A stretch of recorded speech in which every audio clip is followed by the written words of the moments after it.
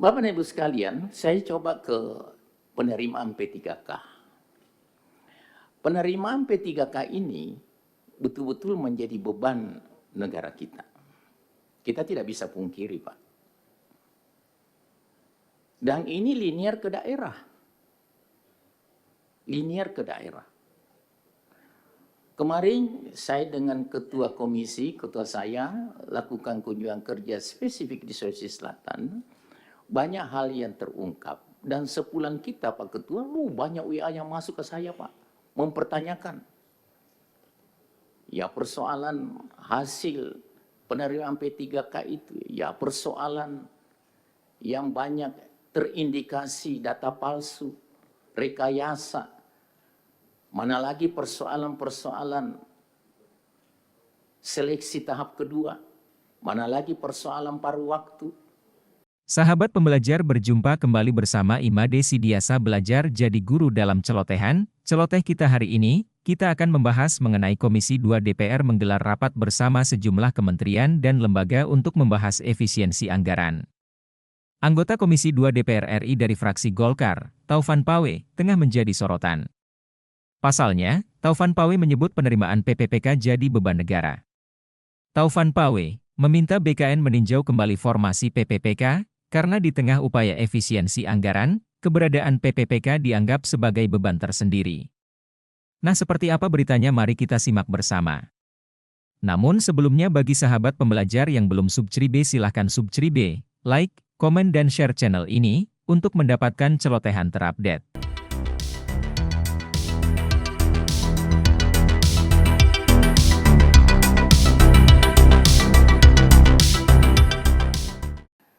Jika kita mencermati substansi agenda kita pada pagi hari ini dengan segenap mitra, yaitu adanya instruksi Presiden nomor 1 tahun 2025, yaitu berkaitan dengan persoalan efisiensi anggaran. Saya punya pandangan dari fraksi Golkar bahwa mitra kita hadirkan bertemu pada kesempatan ini bukan untuk mengadili atau memojokkan, tetapi kita mencoba mencari win-win solution, solusi yang terbaik dengan kondisi yang pasti tidak terlalu nyaman. Sudah ada perencanaan, sudah ada program, terus tiba-tiba anggaran dilakukan efisiensi. Saya punya pandangan bahwa persoalan efisiensi di sini harus diterjemahkan dari setiap kementerian atau lembaga kemampuan manajerial. Kemampuan manajerial berkaitan tata kelola yang ada pada kementerian atau lembaga itu. Ada dua hal yang menurut saya yang butuh perhatian yang cukup serius. Bukan berarti kementerian dan lembaga yang lain tidak serius. Like, comment, and subscribe. Dan share. Yaitu ATR BPN dan Badan Kepegawaian Nasional. Dan ada satu hal juga yang perlu kita pikirkan, yaitu terkait dengan P3K, Pak, Kepala Badan Kepegawaian Nasional. ATR BPN begitu banyaknya isu-isu yang berkaitan dengan fungsi pelayanan di ATR BPN itu sendiri dan terkait pula dengan kepastian hukum dan keadilan bagi masyarakat. Belum selesai pagar laut, muncul lagi secara insidental kasus-kasus yang lain. Sehingga saya punya pandangan bahwa efisiensi ini bukan sebagai suatu alasan untuk tidak optimalisasinya hasil kinerja. Karena pendekatan kita ini bukan pendekatan upaya, tapi pendekatan hasil.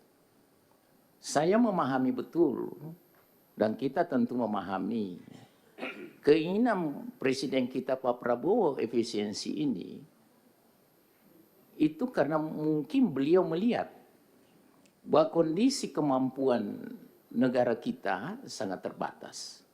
Saya jujur katakan pimpinan, saya di Banggar sebenarnya lari ke sini. Di Banggar lagi sekarang ini agendanya mendengar keahlian. Tapi saya berpikir ini lebih penting. Karena ini adalah bahagian proses yang kita sedang lakukan dengan hadirnya instruksi Presiden nomor 1 tahun 2025. Bapak dan Ibu sekalian, saya coba ke penerimaan P3K. Penerimaan P3K ini betul-betul menjadi beban negara kita. Kita tidak bisa pungkiri, Pak. Dan ini linear ke daerah. Linear ke daerah. Kemarin saya dengan ketua komisi, ketua saya lakukan kunjungan kerja spesifik di Sulawesi Selatan. Banyak hal yang terungkap. Dan sepulang kita Pak Ketua, banyak WA yang masuk ke saya Pak. Mempertanyakan. Ya persoalan hasil penerimaan P3K itu. Ya persoalan yang banyak terindikasi data palsu, rekayasa. Mana lagi persoalan-persoalan seleksi tahap kedua. Mana lagi persoalan paruh waktu. Artinya persoalan P3K ini memang negara hadir, tapi negara juga punya keterbatasan kemampuan. Ya, saya harus mengatakan bahwa tidak semuanya daerah juga tidak mampu merealisasikan kebijakan P3K ini. Banyak daerah, lumayan daerah yang punya kemampuan fiskal. Bahkan ada APBD provinsi daerah yang surplus. Nah, mungkin di sini Bapak Kepala BKN dibutuhkan pemikiran-pemikiran yang rasio dan pemikiran-pemikiran yang visioner supaya permasalahan ini bisa dilihat secara kasuistis, Pak. Lupa like, comment, subscribe, dan share. Beberapa waktu yang lalu saya membaca statement dari Bapak Kepala Badan Kepegawaian Nasional. Pak Taufan izin dengan segala hormat, hari ini agenda kita kepada seluruh kementerian lembaga khusus pengesahan rekonstruksi anggaran APBN. Izin Pak Ketua, saya menganggap ini adalah bagian dari instrumen untuk Boleh memahami dengan saya, segala Pak. hormat, karena nanti untuk Kemenpan RB, BKN kita undang kembali terkait hal yang Pak Taufan sampaikan. Saya tidak melarang, tapi biar kontekstual saja. Ya, makasih Pak Ketua. Artinya kita berbicara efisiensi. Jadi mungkin menyentuh semua mitra kita Pak, supaya ada pola yang jelas. Bahwa efisiensi itu bukan berarti pengurangan, tapi efisiensi itu adalah upaya pendekatan hasil, Pak. Saya kasih contoh ATRB Pendang, BKN, Pak Ketua. Kalau demikian pendapatnya Pak Ketua cukup dulu untuk sampai sekarang.